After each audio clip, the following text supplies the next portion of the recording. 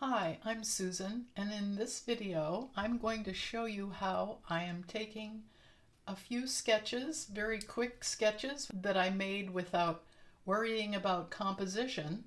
I'm going to tear them up and reconfigure them so that I make a better composition. In this case, I had painted just a few flowers in a garden, and the fun part of this type of approach is that you don't have to worry about composition. You can just make some marks and use some colors that you love.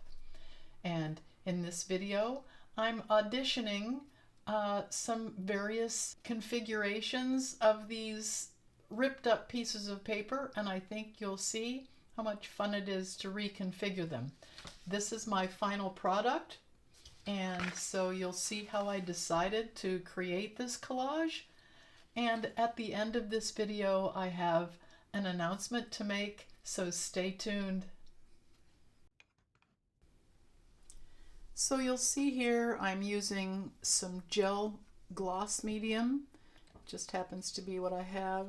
I've put it in a little jar so that I am not opening my big bottle every time I use it. This keeps it from drying out. And these are my various sketches that I've made. I worked from a photo reference, and I tried to make many different marks on each one of these sketches.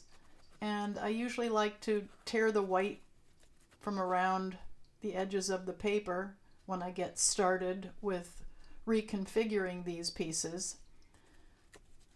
And in this case, I'm working on a substrate that's a relatively small substrate. I think it's a 10-inch square piece of watercolor paper. So I'm tearing some smaller pieces from each one of my sketches. I worked in the same palette, so I used the same blues, greens, yellows on each one of these sketches. I think I had made perhaps 3 or 4 sketches, and it's a lot of fun to work this way because when I'm actually painting and drawing, I'm not worrying about the composition. I'm just trying to get down some interesting shapes and marks so that my finished product has an interesting design.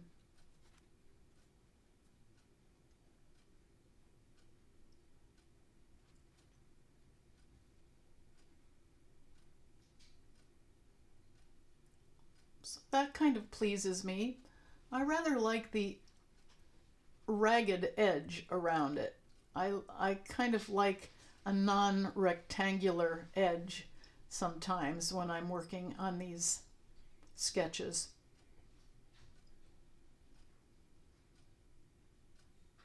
There are so many ways to think about this composition, and it's like putting a puzzle together. That one's spilling off the page, so it's not quite working for me.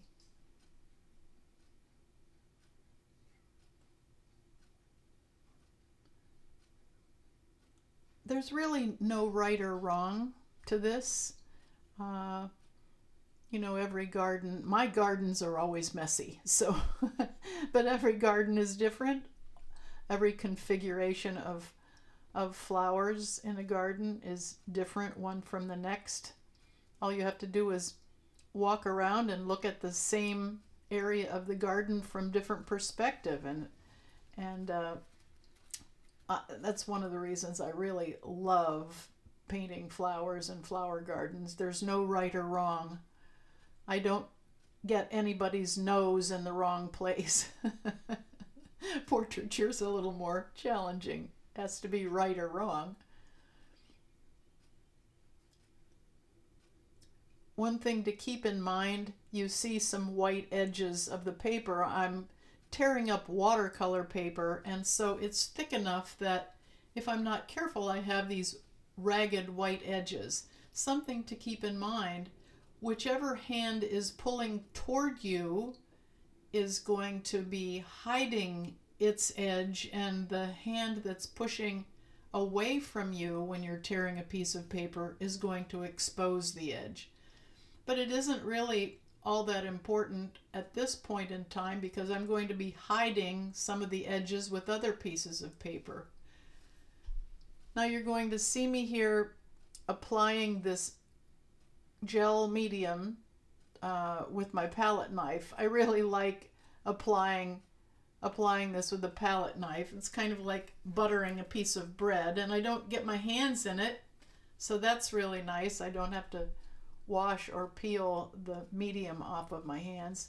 Then I use the palette knife to sort of seal it down a little bit. Sometimes I use a brayer after that. I use a lot, there you go, there's my brayer. I use a lot of medium because I don't like the disappointment of getting to an end of a composition or coming back the next day and finding loose spots in my collage that I have to go back in sometimes with a razor blade and squeeze more medium in there. So I really like to lather on the medium. I use gel because this is 140-pound paper that I'm gluing down. Gel medium works a lot better than matte medium when you're working with the heavier papers. If I were just gluing down cartridge paper, as the Brits say, or sketch paper, drawing paper, or newspaper for that matter, magazines, I wouldn't worry about this thicker gel. Matte medium would work just fine. But in this case, once I glue these down, they will be a part of this substrate of watercolor paper. So I've placed my pretty pink flowers, and at this point I'm auditioning this purple flower because it's going to really draw the eye to where it is. It's darker than the other elements, at least the flower elements. So I'm thinking, where shall I put this? And also here I'm taking away that white edge.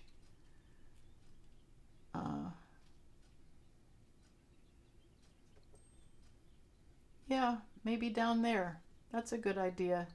This is fun. It's fun to work intuitively like this. And I will place this to pull the eye down in that direction on this collage, sticking a little piece of something in there in the corner. And here's another sort of different set of marks or shapes to add a little bit of something different from what I had been placing. The shapes and way that I applied them to the paper were a little bit different on that particular sketch, so it adds a little bit of visual interest, a little different texture.